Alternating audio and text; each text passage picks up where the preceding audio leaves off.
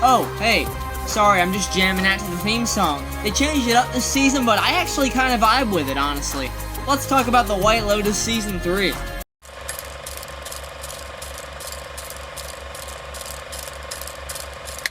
Hey guys, AJYT Abbott here, and welcome to my review for the White Lotus Season 3. This is streaming on Max right now, and what a crazy show this is. If you aren't familiar, White Lotus basically follows different groups of people going to a White Lotus hotel for a week, and it just follows their escapades. There are scandals, there are secrets, there are deaths that happen. And at the very beginning of the season, they tease someone has died, and you have to kind of piece together throughout the season who it's going to be. So I find it really intriguing. The drama is great, and it's always had a great cast of characters. And in this season, we've got Walton Goggins, we've got Carrie Coon, we've got Jason Isaacs, we have gotten Amy Lou Wood, Parker Posey, Patrick Schwarzenegger. I mean, so many great names that I wasn't familiar with, and some that I was familiar with, and I was having a good time watching it all unfold. Now, if you haven't seen the White Lotus Season 3, definitely go check it out. This is going to be a spoiler review. It's going to be probably a little longer than my normal movie reviews, because, I mean, we have a lot to talk about here. This is 8 episodes. We flew over the North Pole. So starting it off here, we have Parker Posey and Jason Isaacs' characters. We have Victoria Ratliff and Tim Ratliff, and they have 3 kids, Saxon, Lachlan, and Piper. And I really found this family to be intriguing. They were probably my favorite part of my favorite storyline, because I was so engaged with Tim, because Tim finds out in the very first episode at the end that something might be wrong back at home with his work and everything, and then throughout the season he finds out that he was involved in a money laundering scheme, and he finds out that basically when he gets back from Thailand, shit is going to go down. He's going to lose his wealth, he's going to lose his house, they are going to take everything from him. And how is he going to break that to his family? Does he have the courage to even break that to his family? Is he going to take his own life? Those are the kind of questions we're asking ourselves throughout the entire season as we watch him. And Jason Isaacs really does a great job here. I thought he was fantastic. Of course, if you're not familiar with him, he was Lucius Malfoy in the Harry Potter franchise. And boy, did they let you soak in every last bit of him in this performance, because there is a scene where he is going out to sit with the family in the morning, and his robe moves a little bit, and he just full on just presents, and his kids see it and they're like, oh, gross. I was like, oh my god, no. And on top of that, he is taking his wife's medicine, because Victoria, played by Parker Posey, who you might remember from Beau is Afraid or Tales of the Walking Dead, just things that I've talked about on the channel. She is quite possibly my MVP of the season. She wasn't my favorite character, but she's who made me laugh and keeping me entertained throughout the entire season, because the way Parker Posey does this thick southern accent, she just is a riot. She's saying, like, Piper, no. Why would you encourage her to move to a monastery? Buddhism. Why are you with this middle-aged weirdo? And you're not a Buddhist. And Because you need your family. You do. Most people don't have good values. it is so funny. She is great. She's a great addition to this story.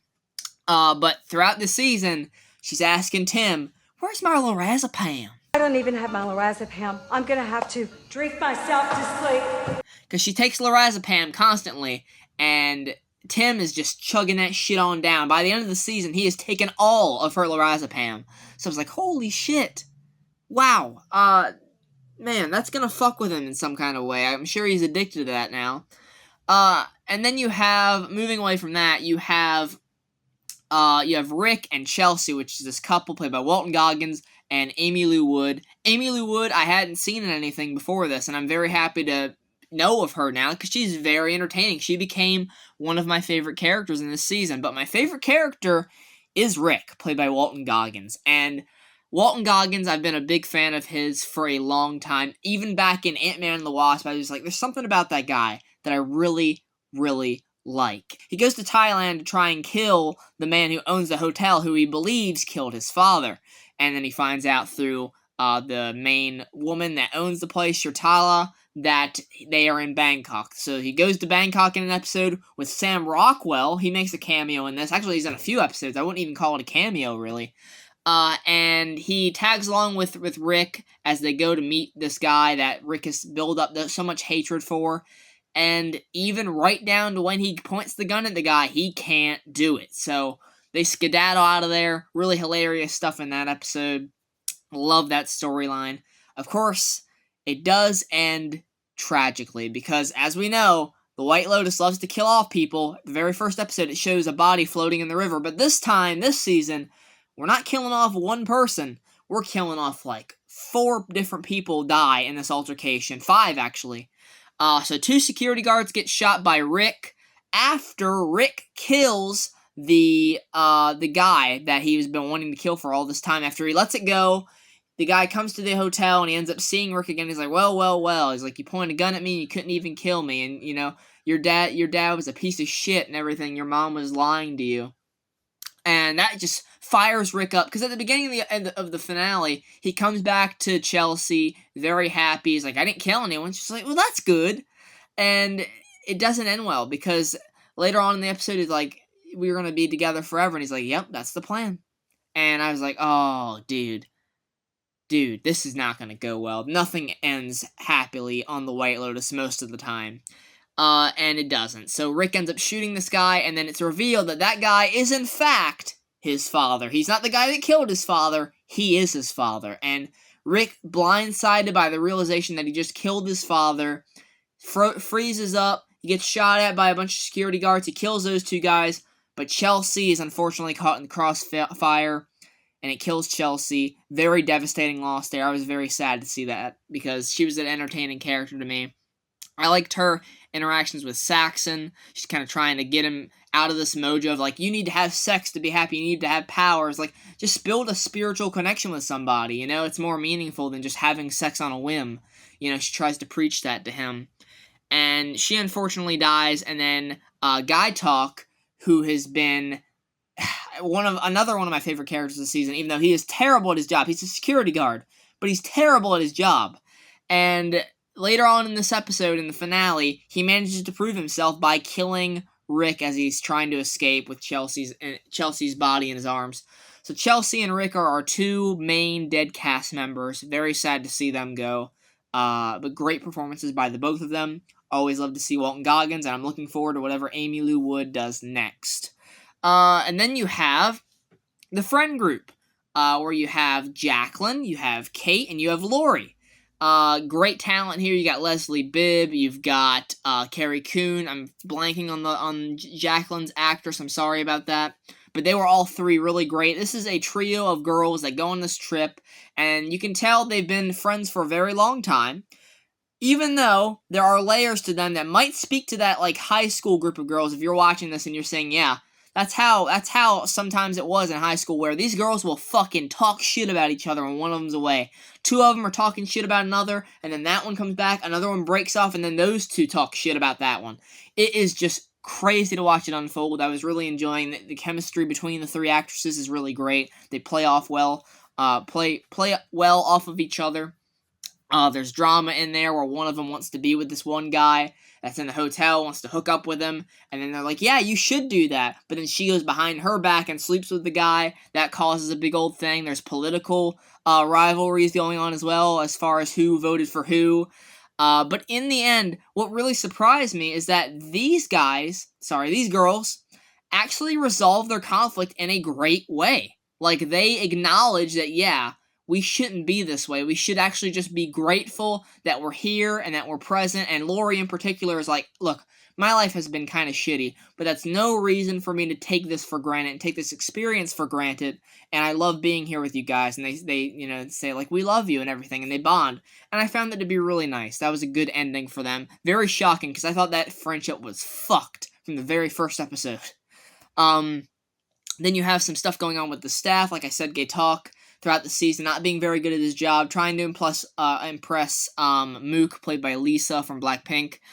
Which really, her character didn't serve a lot of purpose, to be honest. There are a few staff characters that I wish were fleshed out a bit more.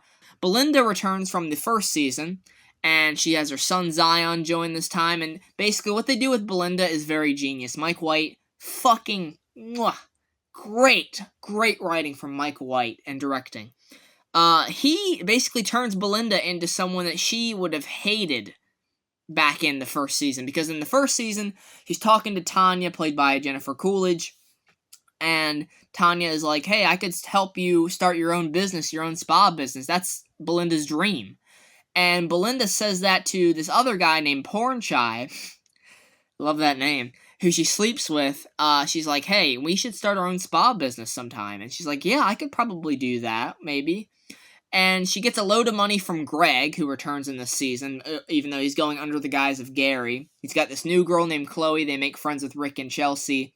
Throughout the season, he's kind of giving Belinda hints of like, yeah, I know you know what I did to Tanya, so you better come have a chat so we can clear this up so I don't have to kill your ass. And he ends up giving Belinda and her son a huge chunk of money, so now she is rich, and she abandons Porn Chai. She says, like, I'm not going to be able to do this. Some things have changed in my life, so I'm not going to be able to do this for you right now. I'm not going to be able to start up that business. So she does the exact same thing to Porn Chai that Tanya did to her. Genius writing. The moment that clicked in my mind, I was like, what? That is amazing. Overall, guys, I don't want to ramble on too long here. I don't want to make this like a 15-minute long review, but I really did enjoy this season of The White Lotus. Now, in terms of its conclusion, I was a bit disappointed because the Ratliff family, you never really get their reaction to Tim's deception and him being involved in this money laundering scheme and him losing everything, because it's being reported like by the Wall Street Journal and everything at this point. It's out there. So his family's gonna find out, and Victoria is gonna fucking flip her lid. I cannot wait. Well, I can't. I'm not gonna be able to see it. I don't know why I said that. I'm not gonna be able to see her reaction because we don't get it. We don't get it here. Even though they do have Tim say, like, you know, things are gonna change. He tells his family, like, things are gonna change, but it's gonna be okay. We're gonna get through it as a family, and family is the most important thing. And I really like that for Tim's character. I love his character arc in the season, even though I did want to see that reaction from the family. And I wanted to see, like, Saxon's reaction to Chelsea being dead, because they had a connection in the last few episodes. Also, I wanted to see Chloe's reaction. That's Greg's woman. Chloe and Chelsea were, like, best friends, and you don't see any reaction from them whatsoever. So I felt a little bit disappointed in that aspect of it, but everything else I thought was really good. There are moments where episodes feel like they're ramping up to something, and then it would just cut the tension right there, and it wouldn't really give you a big moment in those first few episodes.